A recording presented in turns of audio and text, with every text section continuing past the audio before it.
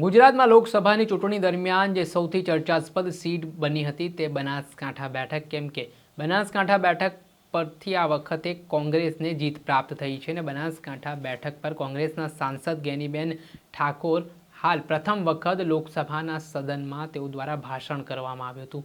એ ભાષણમાં તેમણે હાલ જેવી રીતે ગુજરાતમાં ચાંદીપુરા વાયરસનો રોગ છે બાળકોમાં ઝડપથી ફેલાઈ રહ્યો છે અને બાળકોના મોત નીપજી રહ્યા છે તે મુદ્દો તેમણે સદનમાં ઉઠાવ્યો હતો અને આ મામલામાં સરકાર ગંભીરતા દાખવે તે પ્રકારની વાત છે તેમણે આ સદનના પટલ પરથી કરી હતી। શું કહી રહ્યા હતા ગેનીબેન ઠાકોર, સમગ્ર મામલો છે, વાત કરીશું આ વિડીયોમાં।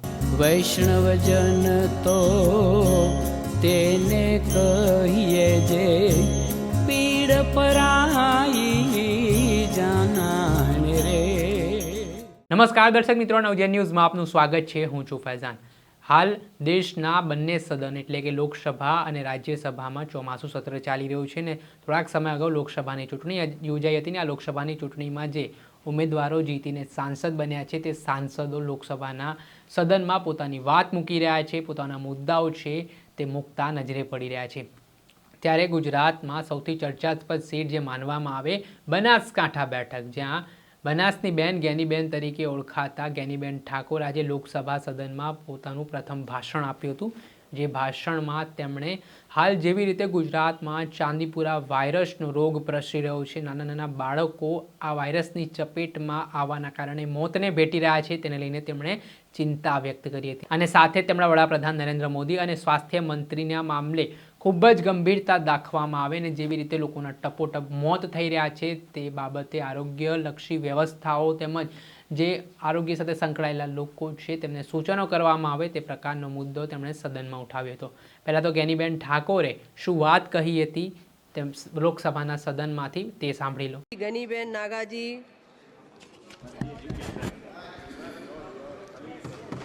धन्यवाद अध्यक्ष महोदय, आपने मुझे इस अत्यंत महत्वपूर्ण विषय पर बोलने का मौका दिया। आज मैं लोकसभा में पहली बार बोल रही हूँ, जिसके लिए मैं सर्वप्रथम अपने संसदीय क्षेत्र बनासकांठा की देवभूमि तुल्य जनता का आभार प्रकट करती हूँ, जिन्होंने मुझे पंचायत से पार्लियामेंट तक आने का सफ़र तय किया।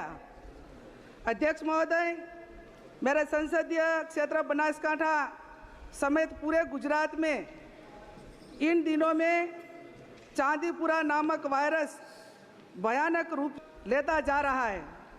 गुजरात के अलग अलग ज़िलों में अब तक 84 मामले सामने आ चुके हैं। चांदीपुरा वायरस से अब तक 37 बच्चों की जान जा चुकी है। इस आंकड़ों के अनुसार इस वायरस की चपेट में आने वाले 100 में से सिर्फ 15% मरीजों को ही बचाया जा सकता है। गुजरात में अहमदाबाद, बनासकांठा, साबरकांठा, अरवली, महसाना, खेड़ा, वडोदरा, सूरत समेत ज़्यादातर ज़िलों में यह जानलेवा वायरस बढ़ता जा रहा है और यह वायरस दिन ब दिन घातक हो जा रहा है, क्योंकि यह वायरस ज़्यादातर बच्चों को अपना शिकार बना रहा है। इसलिए इस वायरस को बहुत ही खतरनाक माना जा सकता है और इस बीमारी को गंभीरता से नहीं लिया गया तो दोबारा कोरोना जैसे भयानक स्थिति पैदा हो सकती है।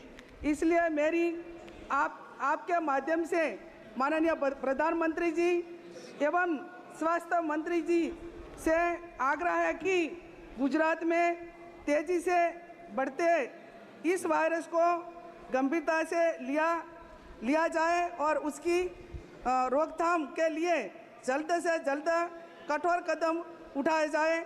आपका बहुत बहुत धन्यवाद। આ હતા કોંગ્રેસના બનાસકાંઠા બેઠકના લોકસભાના સાંસદ ગેનીબેન ઠાકોર। તેમના દ્વારા હાલ ચાંદીપુરા વાયરસ જેવી રીતે કહેર વર્તાવી રહ્યું છે ને ગંભીર સ્વરૂપ ધારણ કરી રહ્યું છે તેને લઈને તેમણે ચિંતા વ્યક્ત કરી હતી ને જે અત્યાર સુધી બાળકોના મૃત્યુ નિપજ્યા છે, અત્યાર સુધી આ બાળકો શંકાસ્પદ કેસો મળી આવ્યા છે તેને લઈને પણ તેમણે માહિતી આપી છે અને આગામી સમયમાં આ વાયરસને ડામવા માટે સરકાર છે તે ગંભીરતાથી કામ કરે તે પ્રકારનું સૂચન છે તેમણે રજૂઆત છે લોકસભાના સદનમાંથી કરી હતી.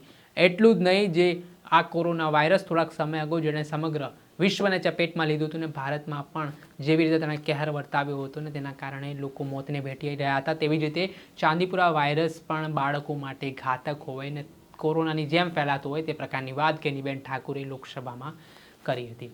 હાલ હવે જોવાનું રહ્યું કે આગામી સમયમાં ચાંદીપુરા વાયરસને ડામવા માટે સરકાર દ્વારા કયા પ્રકારના પગલાં લેવામાં આવે છે અને જેવી રીતે આ રોગ છે તે દિવસે દિવસે ચિંતા વધારી રહ્યો છે તેના કારણે સતર્કતા પણ ખૂબ જ જરૂરી છે અને આને જ લઈને આરોગ્ય વિભાગ દ્વારા કયા પ્રકારના આગામી સમયમાં એક્શન પ્લાન બનાવવામાં આવે છે, પગલાં લેવામાં આવે છે તે હવે આગામી સમયમાં ખબર પડશે.